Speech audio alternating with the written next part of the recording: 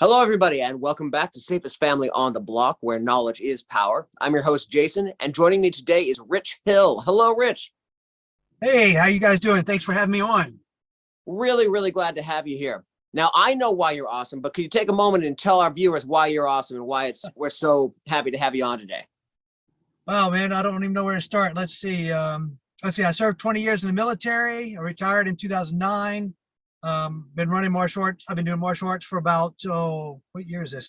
38 years. So I think it'll start 39 this August. And I've been running my own school since I retired in 2009, 10 from the military. And it's all about that. I wrote a book on bullyproof in 2015 with 9 other martial arts guys, and there's 6 volumes of it out.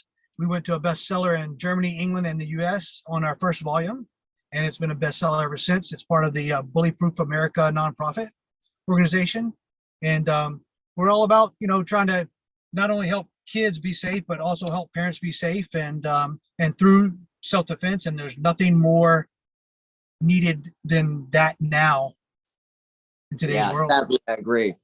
Now, one of the troubles we had when we were communicating about this is your self-defense and martial arts experience is so broad that we had to kind of figure out what to narrow in on.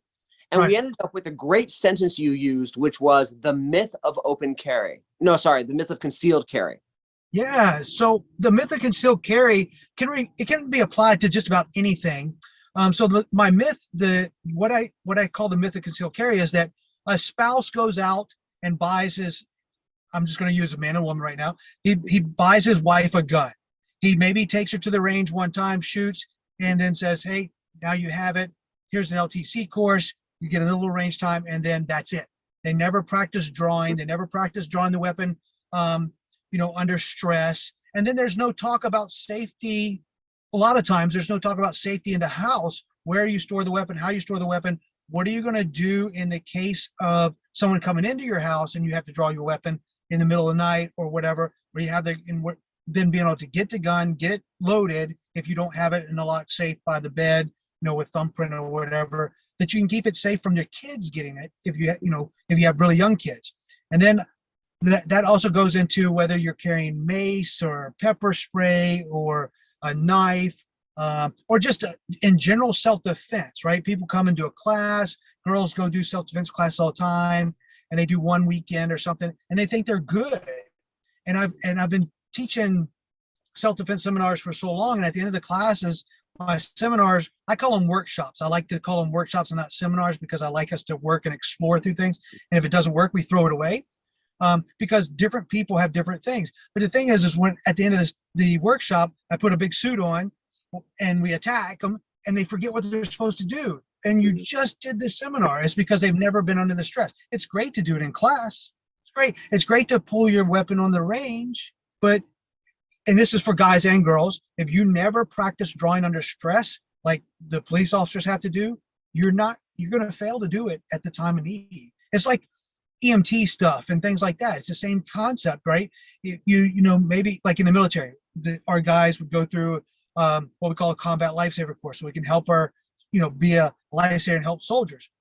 But if that soldier didn't go through a stress of it, like when we went to Iraq and Afghanistan, some of them froze. They just didn't know what to do because they'd never been under stress and had to apply their first aid. So that's my myth of concealed carry, but it's really it encompasses so much. And I think we spoke about, just in gun safety in general, in the home, that's part of that, right? If you don't educate your family on it, know what to do drills, like I'm sure you do drills of where your family's got to go, what they got to do, whose job is what it is to do what, and then you drill it. And that's what you have to do. And you can't just do it once or twice and say, oh, we're good. Absolutely.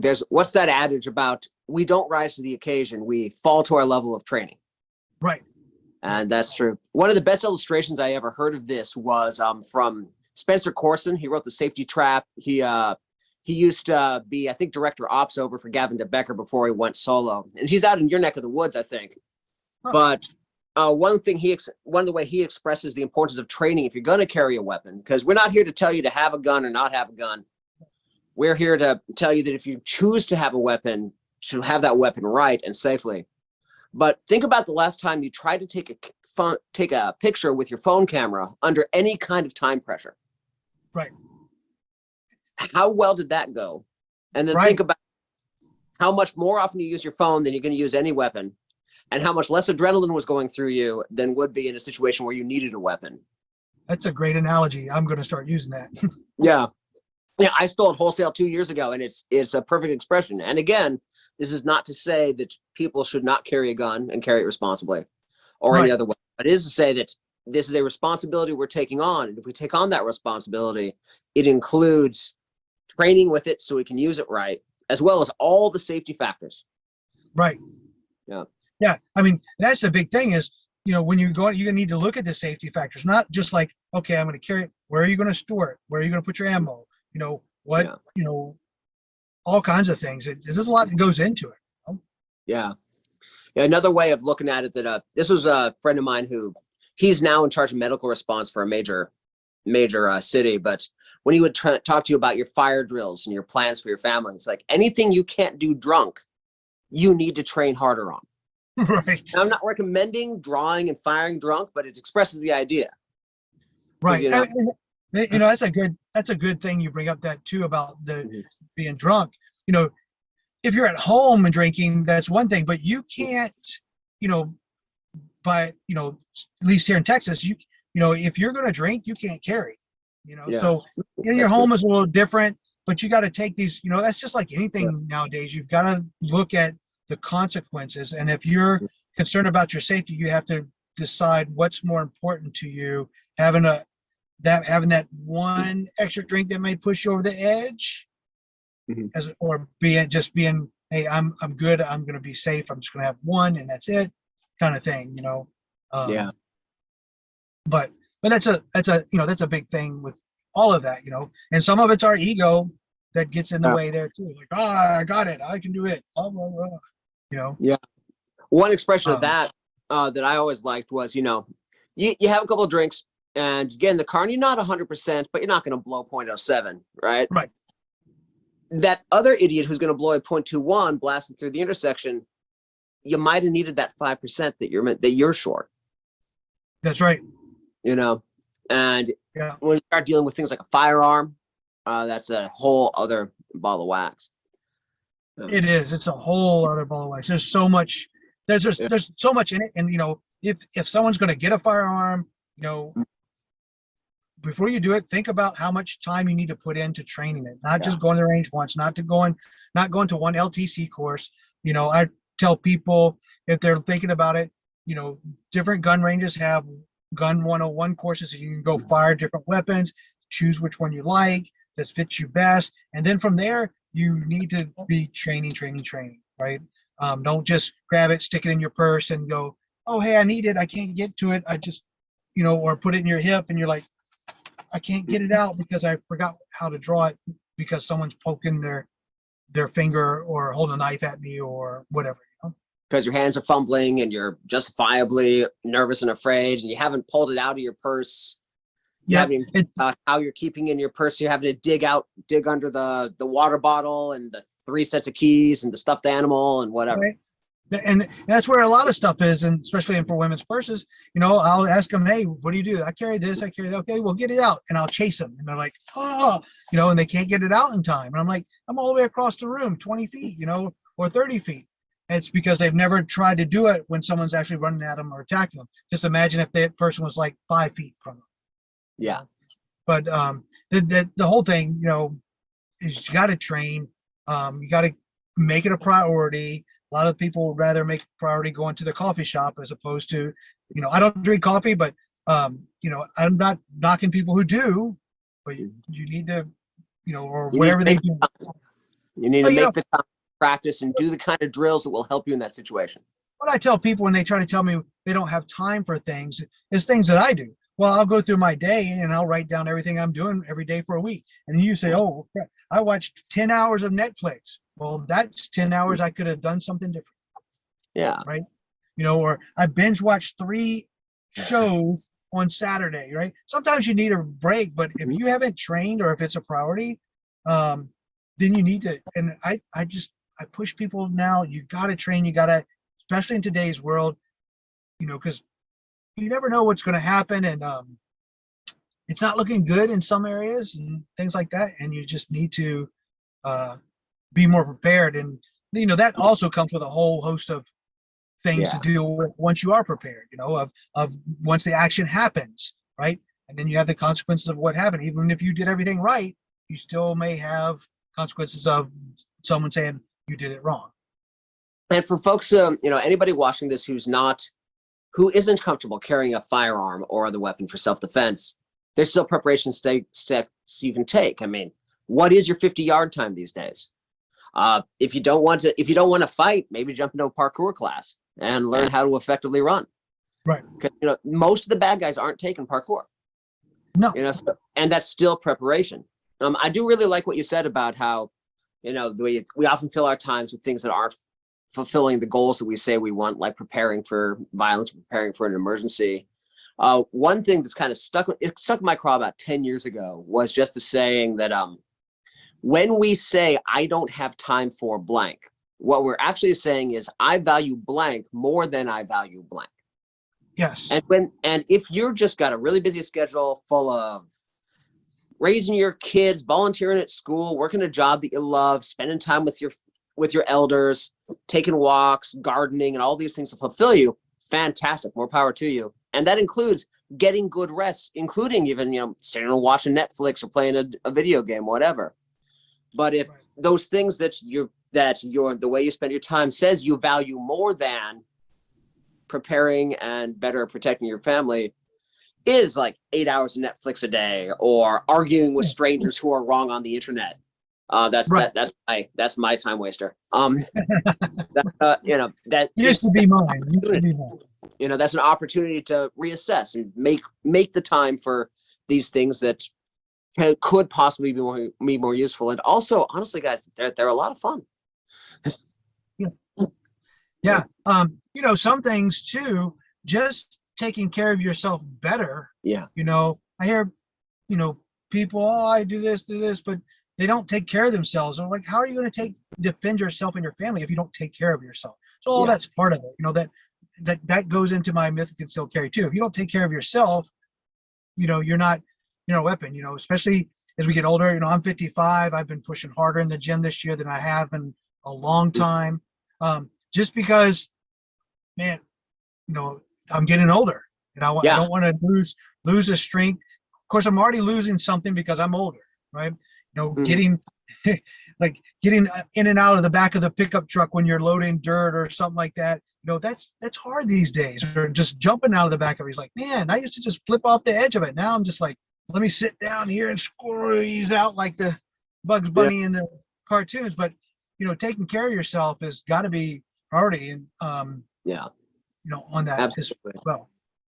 Yeah, and not for nothing, but longtime viewers of the show know where I'm going right now. But if we want to talk about real self-defense, the things that are likely to hurt or kill middle-aged, middle-class men in North America, cardio protects us from way more of those than any weapon or martial arts training. Yeah, that's true. That's true. Exercise in general will help you defeat, that's part of self-defense. Like you said, defeat that's at high blood pressure, cholesterol, work out more. I think most people can find, 30 minutes 3 times a week to get something started. Right. Yeah. I read this book a while back called The Mini Habit. And I don't know if you've heard about it. The mini habit is, I want to start doing something. We're just going to say a push-up since we're talking about physical exercise. Like, you make the mini habit of, I'm going to do 1 push-up every day, right? And then every day you get down and do 1 push-up. Some days you're going to be like, well, I'm down here, I'm going to do 5. Yeah. Some days you're going to be down there and you go, well, I did my 1 push-up, and you get move on. And then it develops a habit, and then you can increase that as you go through. It's like reading or self-defense or safety, right? Make a mini habit and then build upon it, right? And that's, for some people, that's what they need to do, is create that mini habit, but they have to make it a priority. Yeah, my wife actually has been doing that. She's been wanting to walk more, and she always says, oh, I'm just going to walk around the block today. I'm pretty tired. And then, an hour later, she's meandered around and she's been walking for miles. Right. But, she just kind of, you almost need to trick yourself into, oh, I'm going to do this little part. Right. Yep. Yeah. That's exactly it. You're tricking yourself into it. I mean, because you get down on the floor, you do one push, you're like, well, I'm not just going to do one. I'm going to do Yeah. 5. Right. I'm already down here. Right. You're already Yeah. down there. Yeah. We don't do this because it's easy. We do this because we thought it was going to be easy. Right. It's the whole saying of, and I hate this saying. I hate it. Anything worth having is hard. You Mhm. got to work hard to get it. And it's like, man, why has it got to be so hard? But it's worth having. And if it was easy, everybody would be doing it. Yeah. And that's the thing, is like, not everybody's going to be doing it. So hopefully I have a little edge, if it comes to it, Yeah. And talking about that edge, and kind of we digress, folks. We digress because we're nerdy about this stuff, and we can do this all day. But talking about preparing for guns or weapons for self-defense, I think there's 2 parts of training and preparation we need. One is proficiency with the weapon, including deploying the weapon, controlling the weapon, and then the other one is safe maintenance and storage of that weapon when you're not using it. Absolutely. You're right. Absolutely. Safe maintenance and storage. I mean, when you're thinking about getting a gun, one of the things you need to be thinking about right away is, where am I going to store the gun? How am I going to store the gun? Where am I going to put my ammo? Yeah. And that's, the recommendation that I've read in a house with kids is, ideally, you got the weapon in one safe, you got the ammo in a completely different safe in a different room, which then for a lot of folks, well, then how am I going to deploy it in a timely manner? So what's the point? But if you choose to have it and have the weapon and the ammunition in one safe, then biometric locks are a good idea. Trigger guards are a good idea. There's all these things that you can do. I think, and as we talk about it, I think, for that, you have your weapons. Like, if you're going to have a weapon for self-defense that you need at night, then during the day or something, when the weapon's around your home, you put it in one safe and you put it in another safe where you get the ammo because you're up. But at night, maybe you have a small biometric. You can throw a thumbprint on it. It pops open. You slip the magazine in and go if you have to, right? But at least it's, I sometimes worry, well, for me, not that I've had, knock on wood, I've never had this problem, but as a soldier or soldiers that with me who have been in combat and stuff, that something triggers you, and in the middle of the night, you're like, oh, and you freak out and you grab your gun, right? And you go into this mental state, right? Knock on wood, I don't have those issues. I don't have PTSD or things like that. But for people there's people that do have it, that have those guns, and that's how accidents happen, right? You have to think of, you should think about that as well. And then that's when you got to, even if you want to keep the weapon, you keep it safe. Like, look, I know this may happen for me. I'm still going to keep it safe. That means if I have to get up, I have to fumble for it. Choose a different weapon for self-defense in your home. Then grab a baseball bat, have it by your door, whatever. What I've kept in my house for years, and I've never had a break and never had to use it, but I just have a really abusively high lumen flashlight right there on the nightstand. I mean, this one was great. The legend. The legend is this one will dazzle and annoy grizzly bears. Right. So it's already dark, and it's a meth head in the back with his eyeballs already that big. You pop him with that thing, that is enough to get me to the next thing, to the baseball bat, to yelling and screaming and shoving, to getting into the safe or what have you. And that's what I have for a lot of folks. A good high lumen flashlight, especially the LED ones they have these days. Right. I tested this one. I was able to get it to reflect visibly off of a sign that I checked on map. My map app later was a 1/4 mile away. Wow. You might want to throw that in a link in the description. I might want to get one of those. Yeah, it was like a $15 flashlight off of Amazon.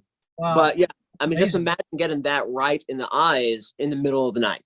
And and these are just alternatives. It is a self-defense weapon, but as you're saying, it's a self-defense weapon I'm not going to hurt my kid with if he wakes me up in the middle of the night and startles me.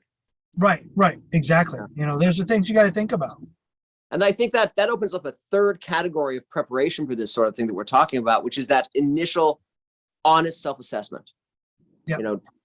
Do you have a camera that falls down onto the ground in the middle of your sentence? Do you have check? Do you have mental diagnoses or habits or anything like that would mean that a firearm or other weapon isn't right for you. PTSD, bipolar disorder, anything like that. Do you have the time and the inclination to train properly with that weapon? Do you have a house that you could feel you can safely keep a firearm or other weapon in? This open, honest, a searching and fearless assessment is step one, well before the training and the storage. Right. Right. It is, and then you go into the training, then you go to storage. And then going into that, you also need to, in that preparation stuff, and once you have that in the house, is for me, I think, don't hide the fact that you have a gun from your kids. You teach them gun safety. You teach them it's not a toy. It's not a, something to be played with. And that's what, and as they get older, if guns are what you want to have, and then you get them into a class. And we want to teach our kids and sometimes your kids learn better if they learn it from someone else. It's like teaching your kid to drive. You're like, oh my God, I'm going to pull my hair out. Go learn from the driving school, kind of thing. Yeah. But they need to understand and learn about, gun safety and stuff. It's like if you would do anything, you teach them how to change a tire or go fishing, or, you're teaching them to ride their bike. You got to show them, hey, this is what it is. This is what it can do. And this is what you don't do. And, because kids are going to be curious in any way, they always are. So you don't hide the fact and train them properly with it. And I can't stress enough, like getting into, they have kids gun safety courses to do that. If you do it yourself or get into it, you gotta teach the kids. Hilariously, how similar the last couple minutes of this conversation have been to the interview I did last week about sex education. Right? Let's not hide things. Let's not pretend that things don't happen. They're going to be curious, and that's okay. We just need to make sure that we answer their questions honestly and prepare them. And if we're not ready for that conversation, let's find someone we trust who is. Right. Right. I mean, yeah. Yeah. What's hilarious is I tend to be a left-leaning moderate, and I don't talk politics on the show, but the number of people on the far right wing and on the far left wing who would be so furious about the fact that we just said that, right, is amusing to me. That is true, right? There's so many that would. Yeah. But yeah, that's that idea of talking to our kids about it early on, about this is a firearm, it's in the house, this is what it's like. If you want to, even for a young kid, if you're ever curious about it, you and I will take some time together. We'll go in the backyard, we won't even load it, and you can explore it and touch it and see what it is. And if you want to learn more about it, we'll go to the range, or your uncle, your Uncle Johnny, who is Marine Force Recon or whatever, will take you out for a little bit, right? Whoever it is. And that's an important thing too, having that plan for your kids. And while we're talking about our kids, back to that self-assessment, are you prepared for your child to see you kill somebody? Very good. Very good. Right. I mean, that's a whole nother, man, that's a whole different realm, So, and if something does happen, what are you going to do to take them? How are you going to deal with that? But that's things, as if you're preparing that way for that the potential of someone's coming into your house, and then you're going to have to take them down, you have to be talking to your kids about it. Or they're just going to, that's why it's important of where they have to go and why they're going to do it. And they're going to stay there until, X, you come get them, or someone comes gets them, right? Because they can't come out for whatever reason until they're old, and then they have their set spaces to go to. And having that family drill where it's, you have the fire drill. In our house, we have our bug in plan and our bug out plan, right? For all things. This code word, everybody out, we're going to meet in the neighbor's house, which is an enormous family that's, very, very athletic, very family oriented people. So they'll definitely call the fire department. If anybody chases there, it would be a very bad day for them. Really nice, right? Or there's the bug in, which is everybody shelter in this one room while the parents take up defensive positions or go get the boogie bag or whatever. Interesting thing I learned about that recently, where the intuitive answer to where do you put your safe room is often in the master suite. But it would be better to put it in the room of the least mobile person in the house. Yes. whether it's nursery, whether that's the bedroom of an elder who's living in your home, what have you, because if it's in the master room, you're going to have to go to the nursery and then come back. Right. I agree. That's a great uh, thing that should be pushed out too when people do it. There's like, oh, let's build this room here. But if you have your aging parents with you, or if you have a little baby, you're right. It needs to go where that least mobile person is. That's a really great idea. Yeah, it's not original to me, but once I read it, it was one of those where, oh, well, obviously that's better than what I'm doing. Right. I mean, you learn something new every day, and that's what I just learned. And hey, that's what we're going to talk about. So yeah, hat tip to Andy Murphy of the Secure Dad, because he's the one I stole it from. I don't know who he stole it from. Yeah, but yeah, we're talking about these different stages where I think we've talked a lot about that honest assessment, right. and we talked a bit about preparing the house with safes, with plans, with plans that you share with your kids. And then there is that middle section about getting training with your weapon and getting practice. One practice tip that I picked up that I like a lot: do not do this with a loaded weapon. But you think about your physiological state when you get that adrenal dump. Your stomach feels nauseous, your legs start to shake, your hands lose all of their motor, your breathing is accelerated, you get the tunnel vision. So with your weapon, you put it wherever you normally have it, absolutely unloaded, and then just go tear up 400-meter sprints at top speed. When you get done with that, your legs are shaking, you feel nauseous, you have tunnel vision. On your hands, you don't have fine motor control, and then try deploying the weapon. Try to draw it, try to cock it, get the safety, all of that. And it's, A never equals B, so that's not the same as an adrenal dump when you're attacked. Right. But it's closer than most practice we get. And that's another one I stole, but I really like it. Yeah. No, that's a great thing, to put yourself in and get your adrenaline going and stuff like that. It's better than not doing it. Yeah. Right. So what we do in class with weapons training, if we're talking guns, we get CO2 guns, right? And and for the ones we use in class, they're never loaded. They've never been loaded. We don't buy the pellets for them, nothing. So that, and if one ever gets loaded, then it gets out of the school. It's never put back in the school because it's safe.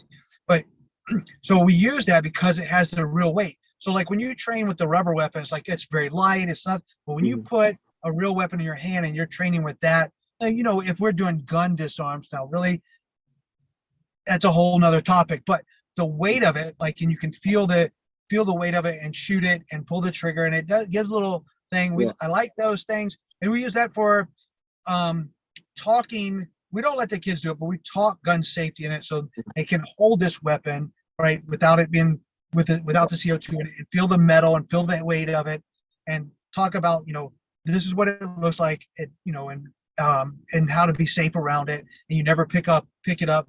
You treat every weapon as if it's always loaded. You never point it at someone. All the stuff that we should know going through, but not everyone knows that about gun safety. Yeah. And now on the topic of that instruction, now your school, for folks who do live in your area, could you tell us real quick, what's the name of your school and where can they find you? My name of my school is Freedom Martial Arts, Fitness and More, and then we're in Denison, Texas. Okay. Excellent. So if you are in Denison, we found you a very good self-defense and firearms instructor. Now, for those of us who don't live in Denison, there are better and worse firearm safety programs out there. Absolutely. And better and worse firearm instructors. So what would you say are some signs of, let's not go with this guy or this gal? What are some of the big red flags that you see? A lot of it, for that is, if you're, let's say you're going into a facility, it's what is their facility like? Clean, professional looking, how they talk, the way they carry themselves and treat people, things like that. Are they waving their weapons around? Is it always like, oh, look at me, I have this big weapon? For me, things like that. Their demeanor, right? How they carry themselves is a big thing that I look at. So I like to get to know them, talk to them. Fortunately for me in my area, I have a friend who's a retired Marine, and that's what he does. He's my go-to gun safety gun. He teaches the handgun 101. That's who I go to. Even for me, I still go through basic training, right? But other things are people that what do you want to say, right? That talk about it but don't be about it. They stumble, they fumble. When they're like, I'm going to do this. If they're trying to say, well, we're going to do this and do that, or if they have a lot of, well, we could do this, or well, we could do that. Well, there's doesn't seem like there's a plan in place. Like, we're going to do this, but we may do this, and no. I want to see a plan. So when they're organized and planned, that gives me an idea that they're probably worthwhile doing. But when they seem unorganized and not well planned out, don't have a place. Well, I've got to find this place and see if we can get this place. I got it if the guy's just starting out and he's got to see if he can get a range and say, but he would still have a good plan of action, things like that. Because I did that starting a school. You start out at Parks and Recreation or part in a thing, you got to have a plan, but you still have to have a curriculum because the people will come. But if you don't have a curriculum, like, oh, well, today, let me think what we're going to do, kind of thing. So to me, that's a couple things as far as like organization, their plan, how they carry themselves. If they have a facility, what's the facility like? What they, what I want to say, I lost my train of thought there. We'll come back to it. I'll get it. Let me hear what you got. Well, that's not an area that I'm very familiar with. The handgun training I get is from personal friends who I've vetted. I've never really worked through a shop, through a range or anything like that. So I have no expertise on that. But what you're saying scans really well about check to see whether they seem to be driven by ego versus knowledge. Check to see if they're organized. Are they sweeping the floors? Because there's nothing morally wrong with a floor that ain't swept. But it tells you something about how they approach their job. Right. If they're going to keep their place clean, and then their handguns are probably going to be clean and stuff. They're going to be meticulous about it, and things like that. So, the thing is if you find someone, research. Find someone who's trained with them. Find out what their background is. You don't want someone who went and did handgun 101, and then 3 weeks later they're teaching, oh, look at me, I'm the best gun guru in the world, and you find out that's all they've done. It's like we won't talk about it, but for martial arts instructors, it's the same thing. Everybody has those people. Everything has those people. Yeah, and on the topic of martial arts, I'm sure this also applies. Go to the social media feed for the instructor for the school, and is it clearly feeding their ego, or is it about their students, or is you can see what they value. You can see what we all value by looking at a social media feed and going back a few months. Right. Yeah. Excellent. So those are the red flags. What are some signs of a really quality program? Well, going back to it, the business is clean. They have a good reputation. There's nothing wrong with finding an individual guy, because people are going to look for something cost effective, but, not all good things, you're going to pay for what you get kind of thing in most things. Right.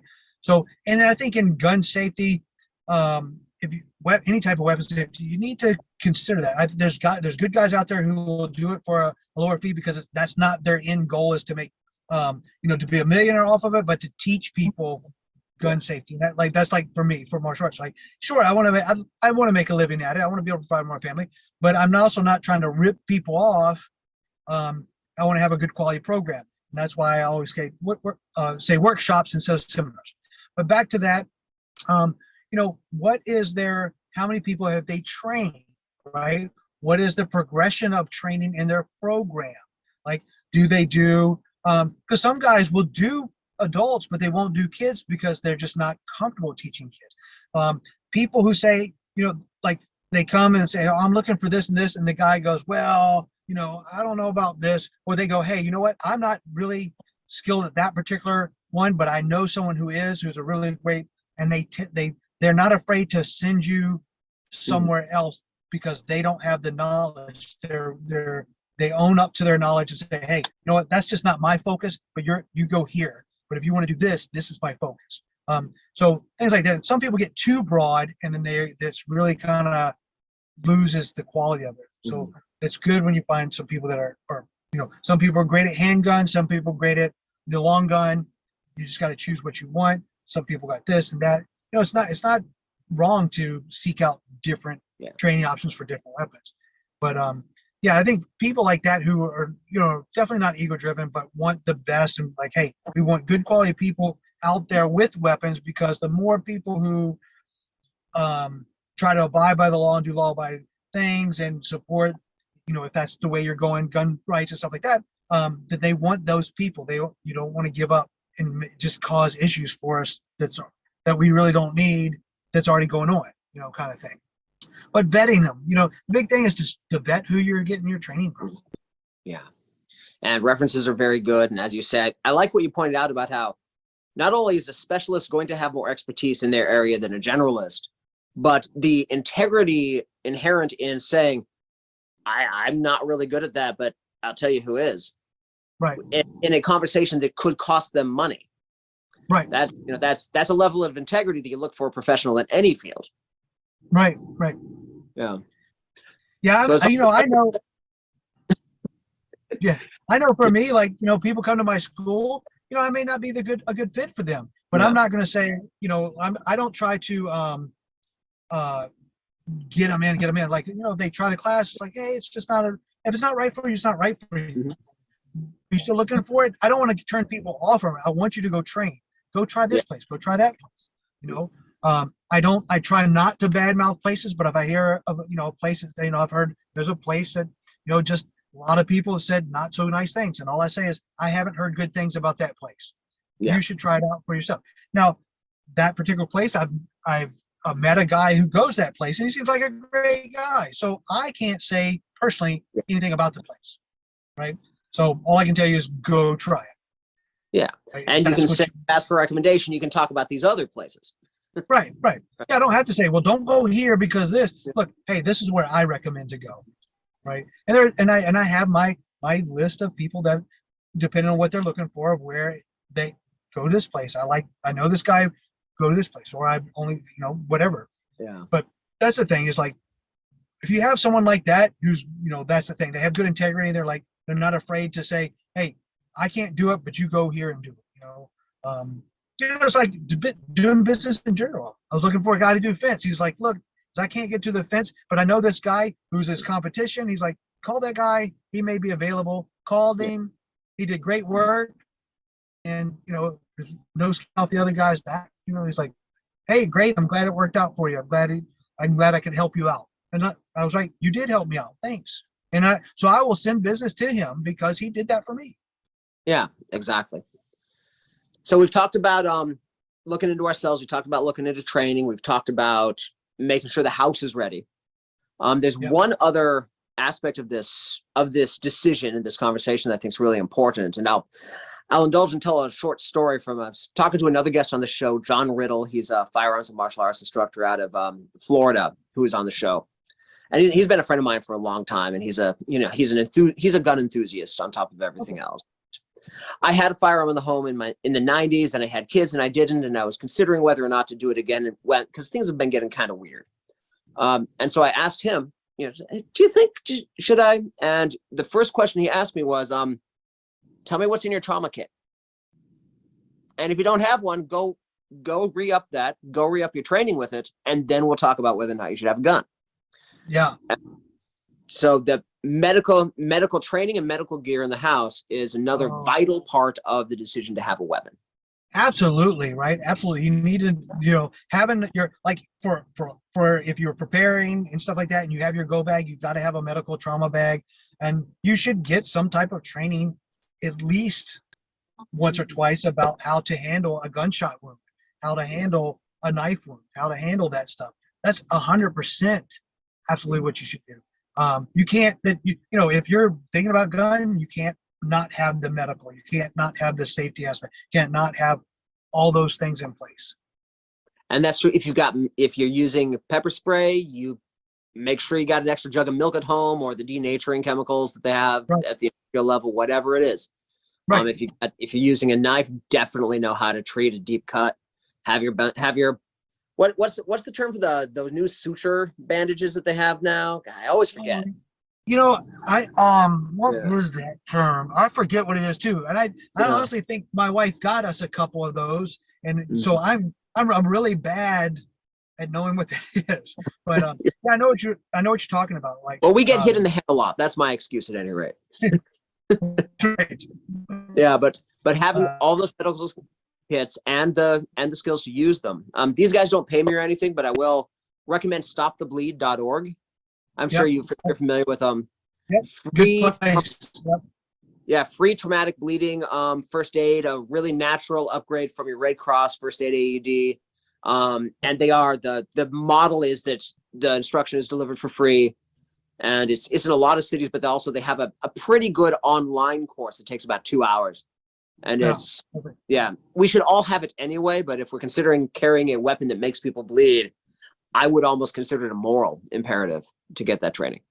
Absolutely, right? Absolutely. Or even if you're in an area and if something happens and you happen to be a witness to it, don't run away when you can help by Yeah, learning how to do that. yeah. And also for car accidents, Car if accident. you're working in industrial space, accidents at work. Yep. Yeah, Yep.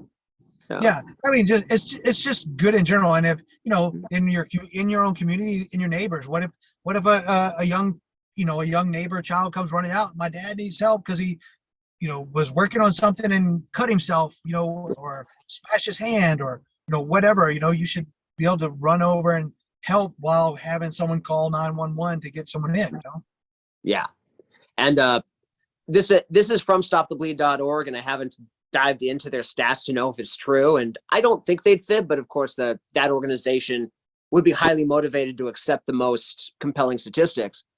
But apparently, according to their statistics, the most preventable deaths in medical response in North America now are the ones where if somebody had known how to stop severe bleeding in the 7 minutes before the ambulance got there, that person would have lived rather than being a DOA. Yeah,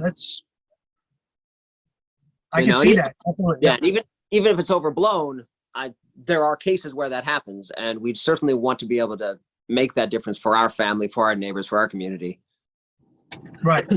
Yeah. Right. Well, Rich, I want to thank you for taking the time today. I know you're running around there like Batman in your city, saving the world. So I Yeah. appreciate you taking the time. Before I let you go, though, what's the really smart question I should have asked you, but I didn't? Wow. I don't know. That man, you did put a stump on me. But first, let me say thank you for having me on. I know we kind of communicate back and forth. I really like what you put out. I try to share more of it, and I talk about it all the time. But I will be more proactive in sharing more of it because I think what you're doing is great, and we're going to do that. Um, man, I'm avoiding the question. I don't know what the smart question. I don't know the answer to that. You probably haven't answered that. I I'll have tell no. you. Yeah. No, Well, I what's a think topic that you love that you like to hold forth on, but you don't get too many opportunities? basically what we just talked about today, my myth of concealed carry. That's the deal. I'm learning about that. I'm learning. I started diving more into concealed carry while grappling. I'm not a big grappler, but I think it's in today's age, it's a big thing you have to know. Whether you have a gun or and you're grappling and they have to find the gun. I don't push grappling as the end all be all of self-defense, because let's say you and I are out and I'm the grappler and I get you for whatever reason, and then your wife comes and puts her stiletto in my head. Mm-hmm. Well, that grappling didn't help me, right? Or in bullying situation, I don't like the kids to be, if all my arms and legs are tied around, his friends come up and kick me and stuff like that. So, but yeah, this is, self-defense and trying to get stuff out, and training it is my passion. I'm not a super gun enthusiast. I don't know, I know what I know about what I have, but I couldn't tell you about, all the other weapons out there. So that's why, I have my go-to people. Hey, this is the guy we're going to talk to about this weapon or that weapon, or hey, we're going to go train with this guy here on weapons and weapons defense and stuff, or weapons safety. Weapons defense, I do good, but to make sure that people are doing the right things for concealed carry or open carry, however you want to do it, you should. There's better people than me out there, and I'll point you in that direction. Outstanding. And folks, we'll have some links in the show notes to where you can find Rich and his information. And thank you so much, Rich, for coming on today. Thank you, everybody, for watching. Stay safe. We'll see you next time.